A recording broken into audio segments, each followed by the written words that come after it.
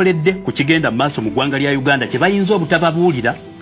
babituulako naye omuliro gubookya kakati wano wenjogerera ng'ekikolwa ekyaliwo ennaku z'omwezi nga 3 omwezi ogwokutaano omwaka oguwedde 2025 ekyalimu okuwagira abayeekera b'eggwanga lya Sudan kibazaalidde obuzibu tuula owulire byonna nga bwe byali kakati kambiviire ddala gye byava basebo ne bannyabo ennyonyi gy'olabye etuntumuka omuliro ya kika kya Boeing namba 737-2 eyaliko tail number oba registration number oba number plate 5Y CKD ngeno yemu ku nnyonyi mutabani wa Nakyemali naye kitaawe Yoweri Kaguta Museveni abo ba godfather b'entalo mu kitundu kya Eastern Central Africa gye baali bakozesa okugulira abayeekera b'e South Sudan ebyokulwanyisa era ngeno bwe yakubibwa yali ejjudde ebyokulwanyisa negwako ku kitundu ekiyitibwa Wau Airport we yasitula ng'etaddemu abatugumbuzi be bali batwala okuwagira ebikolwa ebyobuyeekera eggwanga lya South Sudan nga liyambiwako banyanyi baali Abamerika ennyonyi eno ne bagikuba kati okusobola okubitegeera n'akavuyo konna bwe kaaliwo nkugambye gana amawulire oyinza obutagawulira wantu wonna ate weewaawo amawulire tegalina kusaakanya kubuulira olwedde by'omanyi amawulire galina okunoonyerereza ne gakuwa ebyo by'obadde tomanyi kakati weeteeketeeke programu eno giwa obudde okusobola okugitegeera y'abagezi ate abalumirirwa ensi yammwe saako n'ekitundu kyonna eky'obuvanjuba bwa Afrika kakati katugitandike bwe tuti buli kyenkugamba mu alipoota eno nkirinako obujulizi era ngenda bukuteerako naye okusobola okubitegeera kankuddizeeyo ddala emabega ng'ekikolwa ekyaliwo ennaku z'omwezi nga 3 ogwokutaano 2025 tekinnabaawo omanyi mwawulira nti omusajja mukulu Muhoozi Kainerugaba yasitulanga ennyonyi mu Uganda n'agenda nayo ky'Abasudan ne mulowooza bigenda kukomaawo kyekiseera bimwonoonekere ennungi tezikya bbiri zibadde ennungi naye kati ebiseera bye ebyokugenda bituuse saako n'ekitaawe bwe wangalidde mu buyinza mu kutembeeya entalo weewaawo nga bwe nkugambye ennungi tezikya bbiri n'olwabwe lulabika lwakedde ate kansooke nkulaga akatambi kano basebo ne bannyabo mu katambi ako oyo omusajja gw'olaba ako ke katambi k'ennyonyi eyo nga tennabakkubwa bwe baali bagibonga nga bagitwala okugenda okugwa ku kisaawe era vidiyo zino weewaawo waliwo ababadde basobola okuba nazo naye nga tebasobola bannyonnyola nabbi bagattira kankutandikire katambi ako okalabe bulungi mu katambi ako koolaba mulimu omusajja mukulu Kaddugala ng'oyo omusajja mukulu mu Sudani y'omu ku basajja abaakubwa ekizuka ne basensebuka nga wetwogerera kitaawe tayoolangako yadde vvu kumutwala ku muziika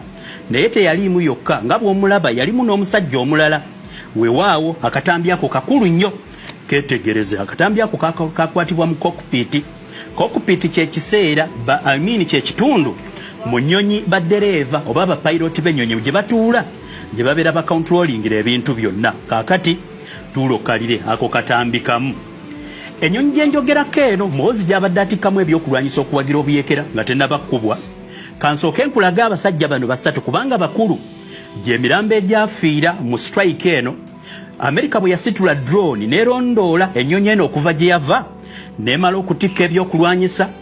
bangi bw'ogenda n'osoma ku mawulire ku kukuba Boeing 737-2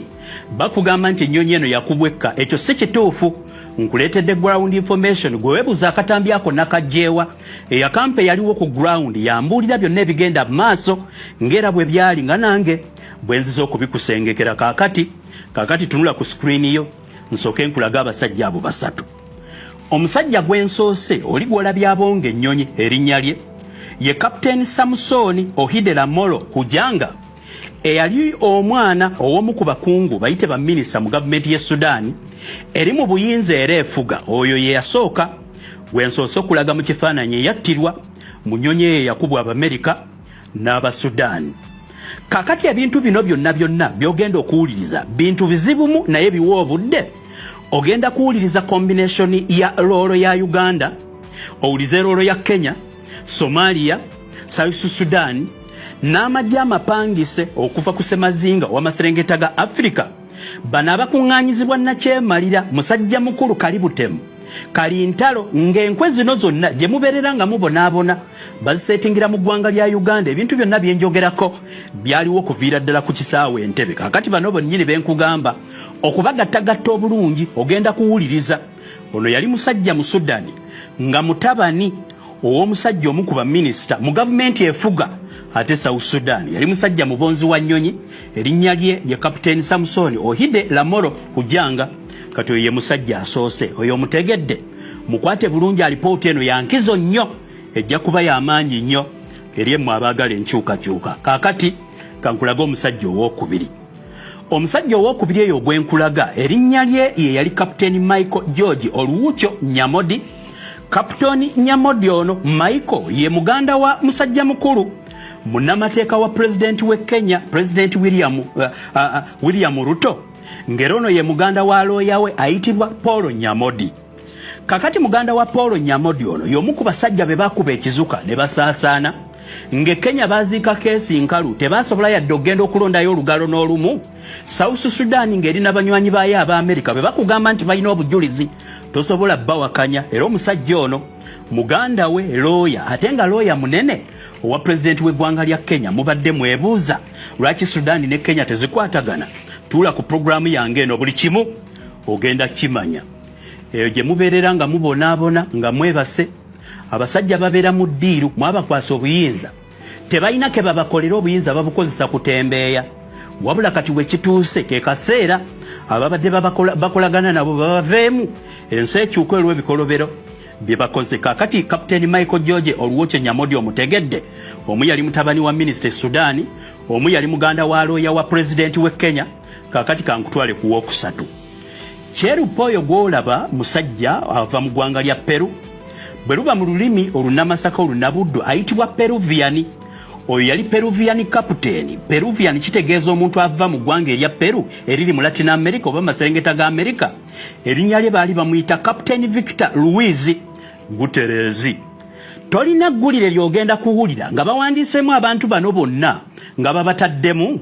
olw'ensonga ebikolwa bye baali bakola byali bya kimafiya ebikulirwa mutabani wa Museveni ng'abifuniramu ddala be bakalintalo be beefuula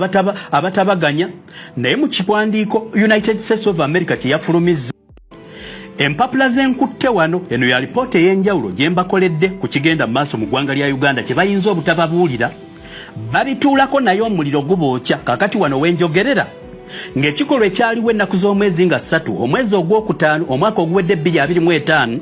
ekyalimu okuwagira abayeekera b'eggwanga lya Sudan kibazaalidde obuzibu. Tuula owulire byonna byonna nga bwe byali. Kakati kambiviire ddala gye byava. Basebo ne bannyabo ennyonyi gy'olabye etuntumuka omuliro ya kika kya Boeing namba 737-2 eyaliko tailo namba oba registration number oba number plate 5Y CKD